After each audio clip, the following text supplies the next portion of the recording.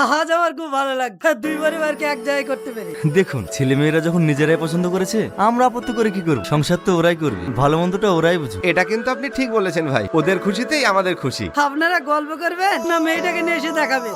না না, মেয়েকে আনতে হবে না, মেয়ে আমাদের চেনা জানা। আমরা এসি বিয়ের দিন ঠিক, আপনি একটা ভালো দিন দেখুন। সামনে শুক্রবারে একটা ভালো দিন আছে। ঠিক আছে, তাহলে ওই দিনটা পাকা করুন। আপনাদের কোনো আপত্তি নেই তো ভাই? না না, আমার কোনো আপত্তি নেই। আর লুকোচুরি করে আর আমাদেরকে দেখা করতে হবে না। এতদিন পর আমাদের মনের আশা পূর্ণ হতে চলে, তাই না? হ্যাঁ, এই তুমি তো বলেছিলে বিয়ের আগে আমাকে একটা গিফট দেবে। আগামী শুক্রবারেই তো আমাদের বিয়ে, কি গিফট দেবে? কি দেবো? তুমি যে আমাকে চিরদিনের জন্য আপন করে পাবে, এর থেকে বড় গিফট আবার কি হতে পারে? সে তো পাবো, সব বাদ দাও। এমনি মজা করছিলাম। তোমাকে যে আমি আমার জীবন সঙ্গী করে পাচ্ছি, এর থেকে বেশি কিছু আর আমার চাওয়ার নেই। দেবো তো বলেছিলাম, কিন্তু বিয়ের দিন না, আজকে কিনে দেবো। সত্যি বলছো? আজকে কিনে দেবে? হ্যাঁ সত্যি, চলো। ও অনেকে দেখতে পাচ্ছ না, তো আগে ফোন করেছিল, সালমাকে নিয়ে ঘুরতে গেছে। এই ছেলেকে নিয়ে আর পারা যাবে না। বাড়িতে এত কাজ রেখে এই সময়কে ঘুরতে যায়? হ্যালো কে? কি অ্যাক্সিডেন্ট? ঠিক আছে, আমি এক্ষুনি আসছি। কি গো, কার অ্যাক্সিডেন্ট হয়েছে? টোনে সালমা অ্যাক্সিডেন্ট করেছে, তাড়াতাড়ি চলো। বাবু বাবু, তোর কোথায় লাগেনি? তুই ঠিক আছিস মধু? হ্যাঁ আমি ঠিক আছে, আমার কিছু হয়নি। সালমার পেটে লেগেছে, ওর খুব যন্ত্রণা করছে। বোন, সালমা এখন কেমন আছে? আগে খুব যন্ত্রণা করছিল, এখন একটু কমেছে। মা, সব ঠিক হয়ে যাবে, তুমি চিন্তা করো না। বোন, ডাক্তারে কি বলছে? ছবি টবি সবই করা হয়ে গেছে, রিপোর্টটা এখনো পাইনি। এখানে সালমার গার্জেন কে আছে? হ্যাঁ আমি, বলুন। আপনি চেম্বারে আসুন, আপনার সঙ্গে পার্সোনাল কিছু কথা আছে। এমন কি কথা? আপনি এখানেই বলতে পারেন, আমাদের কোনো অসুবিধা নেই। আপনার মেয়ে অ্যাক্সিডেন্টে তেমন কিছু ক্ষতি হয়নি, কিন্তু ইউএসজি করে রিপোর্টে যা দেখলাম, আপনার মেয়ে কোনোদিনও মা হতে পারবে না। এটা কি বলছেন আপনি? ডাক্তার বাবু, এটা কি অ্যাক্সিডেন্টের কারণে হয়েছে? না, এই সমস্যাটা আপনার মেয়ের অ্যাক্সিডেন্টে আগে থেকেই হয়ে আছে। ভাই, ডাক্তার কি বলছে? মেয়ের বাচ্চা হবে না? তাহলে আপনার মেয়ের সঙ্গে আমার ছেলের বিয়ে দেবো না। দেখেন ভাই, হঠাৎ করে এরকম কথা বলবেন না, রিপোর্টে তো ভুল হতে পারে। না না, আমাদের এখানে রিপোর্ট ভুল হওয়ার কোনো সম্ভাবনাই নেই, কারণ আমাদের এখানে মেশিনপত্র সবকিছু উন্নত মানের। না না ডাক্তার বাবু, আপনাদের রিপোর্টে কোনো ভুল নাই। এই ভদ্রলোক জেনে শুনুন আর মেয়েকে আমার ছেলের ঘাড়ে চাপাচ্ছে। বিশ্বাস করো বোন, এসবের আমরা কিছুই জানি না। তোর মতো বেঈমানের কথা বিশ্বাস করতে হবে? তুই সব জেনে শুনে আমার ছেলের পিছনে তোর মেয়েকে লেলিয়ে দিস। মা, তুমি এসব কি উল্টো পাল্টা কথা বলছো? এই তুই চুপ কর। এই মেয়ের সাথে তুই আর কোনো সম্পর্ক রাখি না, হচ্ছে একটা বিশ্বাসঘাতক। বাবারি, মা, আমার কথাটা বোঝার চেষ্টা করো। তোর কোন কথা শুনবো না, চল এখান থেকে। আমার জন্য আজকে তোমাদেরকে কত অপমানিত। তোর জন্য কেন অপমান হবে না? এটা হচ্ছে একটা রোগ, আল্লাহ যাকে দেবে তাকে ভোগ করতে হবে।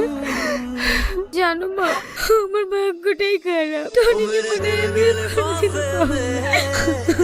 কাঁদিস নে মা, সব ঠিক হয়ে যাবে। আমি ভাবতেও পারি আমার এত প্রবলেম হওয়ার পরেও তুমি আমার সাথে দেখা করতে। তুমি এসব কি বলছো? আমি তোমাকে ভালোবাসি, তোমাকে ছাড়া আমার কিছুই চাই না। আমি জানি তুমি আমাকে অনেক ভালো, কিন্তু তোমার বাবা মা আমাকে কোনোদিনই মেনে নেবে। আর মেনে নেবেই বা কেন বলো? যে মেয়ের কোনোদিনও সন্তান হবে না, সেই মেয়েকে কি কেউ কখনো ঘরের বউ করে নিয়ে যায়?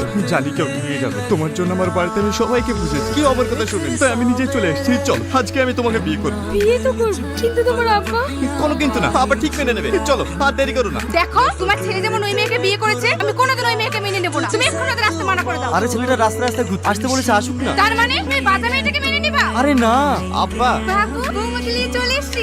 দিদি, আমার বৌমা কাছে কত সুন্দর লাগে। ওরে আমার মধু, মা ভালো আছেন? এতক্ষণ ভালো ছিলাম না মধু, তোমাদেরকে দেখে ভালো হলো। আমার ঘরের লোক কি ঘরে ফিরে এসেছে। কি গো, নতুন বৌমাকে বাইরে দাঁড় করে রাখবা না ঘরে নিয়ে কিছু খাওয়া দাওয়ার ব্যবস্থা করো? হ্যাঁ, এক্ষুনি করছি। চলো মা, ঘরে চলো। এই বাজা, তুই কি করে ভাবলি আমার ছেলেকে ফাঁসিয়ে এই বাড়িতে রাজত্ব করবি? আমার বংশের প্রদীপ জ্বালানোর জন্য তোকে খুন করে জেলে যাবো, সেও শিকার। তোকে এই বাড়িতে থাকতে দেবো না। আমার চুল ছেড়ে দাও মা, আমার ভীষণ লাগছে। আমাকে ছাড়ো মা। কই গো, তোমাকে একটু বাইরে নিয়ে আসো, আপনারা দেখতে এসছে। এই বাজাকে আবার দেখতে এসছে। এই চল। কি ব্যাপার সালমা, তুমি কাঁদছো কেন? না না, তেমন কিছু হয়নি। দেখ না বাবু, বৌমাকে একটু ভালোবেসে আদর করছিলাম তো, তাই মার কথা ভেবে কষ্ট পাই। এতে কষ্ট পাওয়ার কি আছে? আমি তো তোমার মায়েরই মতো। টনির বউটা তো কি সুন্দর রে, একদম পুতুলের মতো। দেখ, পুতুলের মতো জীবনে ছেলে পেলে হবে নাকি? বাজা, এ তুই কি বললি? আমার বৌমা বাজা? আমার বৌমা বাজা হলেও না আমার ঘরের লোক। এই বেরিয়ে যা আমার বাড়ি। এই চল। বাজা বলেছি পুরো গায়ে ফুসকা পড়ে গেছে। এবারে তো জীবন আসবে। দেখো দিদি, লোকের কথা শুনে তুমি কেন কাঁদছো? আমার পরিবার তোমার সাপোর্টে আছে। মা, সালমাকে ঘরে নিয়ে যাও। কি গো, তুমি বাড়িতে যে আজকে আমার মামাতো বোনের অনুষ্ঠান হচ্ছে, তুমি মার সঙ্গে যাওনি? না, যাইনি। সবাই যদি চলে যায় তাহলে বাড়ি থেকে থাকবে। হাট পাগলি, তাই বললে হাই, চলো আমার সঙ্গে যাবে। রেডি হইলাম। না, আমি যাব না। আমি গেলে যদি কোনো অসুবিধা হয়? কি আবল তোল বলছি, কোনো অসুবিধা হবে না, চলো। একটু হাঁকা। না না, তো খেতে পারবো না, অল্প করে দে। এই সবার তো হয়ে গেল, তুমি যাও, কেটে দিয়ে আসো। না না, আমি যাব না। তাই বললে হয়? সবাই দিচ্ছে, তুমি না দিলে কি বলবে? যাও। ভাবি, দেখ। এই থামো, খবরদার তুমি আমার মেয়ের মুখে খিদ দিবা না। আমার মেয়ের অমঙ্গল হতে পারে। মামি, সালমা তুমি কি বলছো? সালমা খিদ দিলে এমন কি অমঙ্গল হবে? অমঙ্গল হবে না। তুমি বাজা মেয়েকে বিয়ে করেছো, ওর হাতে খির আমার মেয়েকে খেতে। আচ্ছা, যে বাড়িতে আমার বোর সম্মান নাই, সে বাড়িতে আমিও থাকবো না। এই সালমা চলো, কেন সব কুসংস্কার বিশ্বাস করো? এই বাজা, তোকে আমার ভাই বাড়ি যেতে মানা করিনি? তারপর কেন গেছিলি? বল বল, কেন গেছিলি?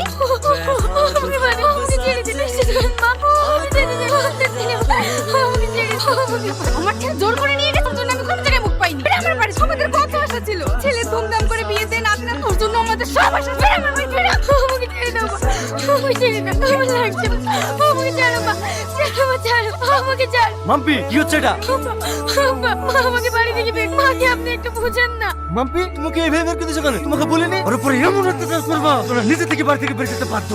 বাহ বাহ, বাহ, আজকে তোমাদের আসল রূপ। আমি অফিস যাওয়ার পরে সালমার উপর তোমরা এইভাবে অত্যাচার করো? কেন কিভাবে অত্যাচার করে তোকে বলে না? না, ওই এমন একটা মেয়ে, তোমরা যদি ওকে সারাদিন অত্যাচার করো না, ও আমাকে একটা কথাও বলে, শুধু বলে আমার শ্বশুর শাশুড়ি অনেক ভালো, খুব ভালোবাসে। ওটা তো বলতেই হবে। ও বাচ্চা, একটু কোনো অত্যাচার সহ্য করতে পারবে না। কেন সহ্য করবে? হচ্ছে সন্তান হবে না, তাই কো। না না, তোর বউ কেন তাই হতে যাবে? কপাল তো আমাদের খারাপ, ওরে নাতি নাতির মুখ দেখতে পারবো না। আরে তোমার ছেলে নাতি নাতির মুখ দেখাবে না বলেই তাই মেয়েকে বিয়ে করেছে। এটা আফসোস করা কি আছে? আসো ঘরে আসো। আচ্ছা, আব্বা তোমার উপর এইভাবে অত্যাচার করে, তুমি আমাকে একবার বলার প্রয়োজন মনে করনি? কি বলবো বলো, ওদের কোনো দোষ নেই, সব শ্বশুর শাশুড়ি চায় যে তাদের একটা লাতি রাখনি হোক, আর সেটা যদি না হয় তাহলে তো এইটুকু অত্যাচার সহ্য করতেই হবে বলো। তাই বলে এইভাবে বাবা, আজকে পর থেকে আমি তোমার উপর কোনো অত্যাচার হতে দেবো না। তোমাদের একটা কথা বলবো, হ্যাঁ বলো। তুমি একটা বিয়ে করো। তুমি পাগল হয়ে গেছো নাকি? এসব তুমি কি বলছো?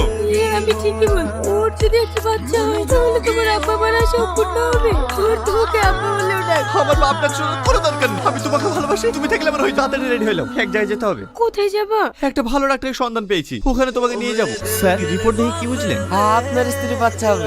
আপনি সত্যি বলছেন স্যার? আমার স্ত্রীর বাচ্চা হবে? হ্যাঁ, ছোট্ট একটা অপারেশন করতে হবে। অপারেশন করতে হবে? কোনো সমস্যা নেই, আজকে অপারেশন করে আজকে বাড়ি নিয়ে যেতে পারেন। ঠিক আছে ডাক্তার বাবু, আপনি অপারেশন করার ব্যবস্থা করুন। বৌমা, তুমি কেন কাজ করছো? তোমাকে কাজ করতে বারণ করিনি? আমার নাতির যদি কিছু হয় না তাহলে কিন্তু তোমার কপালে কষ্ট আছে। যাও ঘরে গিয়ে রেস্ট নাও গা। কি হলো? যাও। বৌমা, এটা তুমি কি খাচ্ছো? এতে তো আমার নাতির ক্ষতি হবে। এটা আমাকে দাও, তুমি ফল খাও। শান্ত হও মা। বৌমা, চলবে না তোমার, এক্ষুনি বাবু চলে আসবে। এই নিন আপনাদের বাচ্চা। ওরে বাবারে, কিভাবে তাকিয়েছে দেখো, তো পুরো তোমার মতো হয়েছে।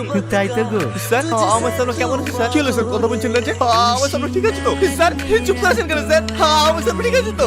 স্যার, সালমা, কথা বলে না স্যার, কথা বলে না সালমা, সালমা, আমাকে ছেড়ে দাও সালমা। আপনি তো বলে চলেন, আমার স্ত্রী মত দিলে আমার স্ত্রী কিচ্ছু হবে না।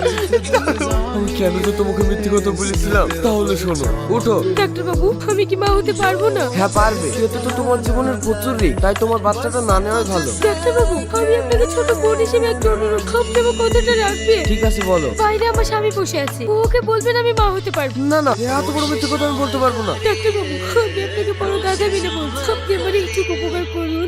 আমি এতে গেল গো। টনি, আমি জানি তুমি খুব কষ্ট পাও, কিন্তু কি করবো বলো? আমি মরতে চাইনি, তোমার সঙ্গে সারা জীবন বাঁচতে চেয়েছিলাম, সেটা আর আমার হলো না।